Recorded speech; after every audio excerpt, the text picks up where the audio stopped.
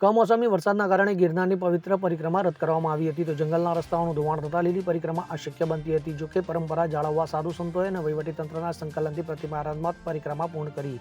આ અવસરે એસડીઆરએફ અને પોલીસના જવાનો પણ જોડાયા હતા. તો ગિરનાર પર્વતની તળેટીમાં આવેલા ભવનાથમાં વરસાદી માહોલ છવાઈ ગયો છે, જેને લઈ પરિક્રમા રદ થતાં પણ શ્રદ્ધાળુઓની ભીડ ઉમટી હોવાનું જોવા મળી આવ્યું હતું. તો હજારો યાત્રીઓ પર્વત પર દર્શન માટે આવ્યા હતા. વરસાદને કારણે રસ્તાઓ કાદવમય બન્યા હોવાથી સુરક્ષાના કારણોસર પરિક્રમા રદ કરાઈ છે. તો જિલ્લા વહીવટીતંત્રે તાત્કાલિક વ્યવસ્થા કરી હતી અને સાધુ સંતોએ મુહૂર્ત સાચવીને પ્રતિકાત્મક રીતે પરિક્રમા કરી પરંપરાનું મહત્વ જાળવ્યું હતું. તેમણે વહીવટીતંત્રની કામગીરીની સરાહના કરી હતી. તો એસડીઆરએફની ટીમે રેસ્ક્યુ તૈયારીઓ કરી જ્યારે પોલીસે ભીડ નિયંત્રણમાં મદદ કરી. તો શ્રદ્ધાળુઓએ ભવનાથ મંદિરમાં દર્શન કરીને સંતોષ માન્યો હતો. તો આ ઘટનાએ પ્રકૃતિની અનિશ્ચિતતા અને પરંપરાની મજબૂતાઈ દર્શાવી છે. તો વહીવટીતંત્રે આગામી વર્ષ માટે વધુ સુરક્ષિત વ્યવસ્થા કરવાનું આશ્વાસન આપ્યું છે.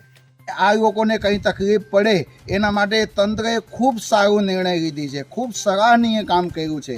કારણ કે અમે પોતે પણ ત્યાં હાલી શકતા નથી અને જ્યારે બાળકોને વૃદ્ધો આવે અને એની અંદર ઈજા થાય, કોઈ પડે, કોઈના હાથ ભાંગી જાય, કોઈના પગ ભાંગી જાય, આવી પરિસ્થિતિ બને તો એના કરતાં જે તંત્રએ નિર્ણય લીધી છે ખૂબ સરાહનીય નિર્ણય છે.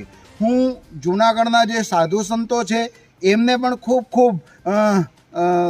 ખૂબ આભાર માનીશ કે તંત્રના સાથ આપ્યા છે. આ તંત્ર એકદમ ચોકસાઈથી ખૂબ સારું કામ કર્યું છે. ફોરેસ્ટ વિભાગના અને અન્ય અમારા જે પોલીસની ટીમ છે, ધાંધલિયા સાહેબ સાથે સાથે હતા, અન્ય ઘણી બધી ટીમો સાથે સાથે હતી અને કોઈ પણ પ્રકારનું ઘટના ના ઘટે એના માટે તંત્રએ ખૂબ સારું આમ કામ કર્યું છે. આજરોજ જ્યારે પરિક્રમા ચાલુ થઈ એટલે 40થી 45 સંતોએ આ પરિક્રમાને કોઈ પણ પ્રકારે બંધ ન રહીએ અને એક સાધુ એક લાખ માણસોના પ્રતિનિધિત્વ કરતા હતા અને 40થી 45 સંતોએ અને અમે અનેક ઓફિસર લોકોએ અને સંતોને સાથે સેવકગણ હતા 20-25 જણા, એવા લોકોને સાથે આ પરિક્રમા પૂર્ણ કરવામાં આવી છે.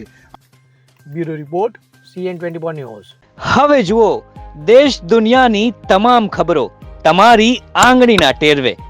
ઉઠાવો મોબાઈલ અને Google Play Store પરથી ડાઉનલોડ કરો અમારી CN24 ન્યૂઝ મોબાઈલ એપ.